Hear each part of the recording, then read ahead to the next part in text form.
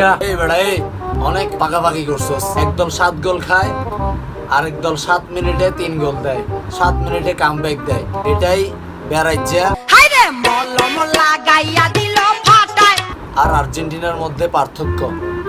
24 বছর ধরে জ্বালাইছস। যারা ভেবেছিল আর্জেন্টিনা হেরে বাড়িতে চলে যাবে, তাদের উদ্দেশ্যে আমার এই ভিডিও। এই বেড়া এই, তোদেরকে আমি বারবার বলছিলাম এখনো সময় আছে, তোরা আর্জেন্টিনাতে যোগ দে। তোদেরকে আমি ফ্রিতে নিবন্ধন ফর্ম দিতে চাইছিলাম, তোরা আমার কথা শুনোস নাই।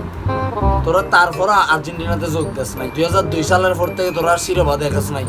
আজীবন তোরা বাপ দাদার সম্পত্তি নিয়ে বড়াই করে আসছস। তোরা অতীত নিয়ে পড়ে থাকস। তোরা বর্তমানকে স্বীকৃতি দেস না, মাঠের পারফরমেন্সকে স্বীকৃতি দেস না।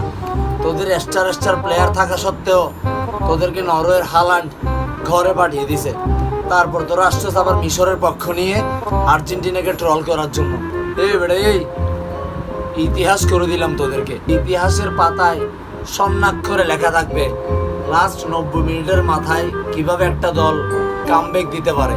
আর তোরা 90 মিনিটের পর ফিফা কর্তৃপক্ষ থেকে তোদেরকে আমরা আরো 15 মিনিট 30 মিনিট খেলার সময় করে দিছি। 90 মিনিট খেলার পরেও তারপরেও তোরা পারস না।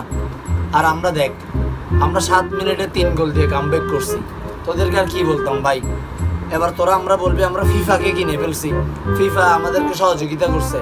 পারলে তোরা ফিফাকে কিনে দেখা। যারা যারা আর্জেন্টিনা হেরে যাবে বলে আর্জেন্টিনাকে ট্রল করার জন্য স্ক্রিপ্ট লিখে রাখছিল, তাদের উদ্দেশ্যে বলতে চাই, তোদের এই স্ক্রিপ্ট প্রিন্ট করে তোদের পিছন দিয়ে দে।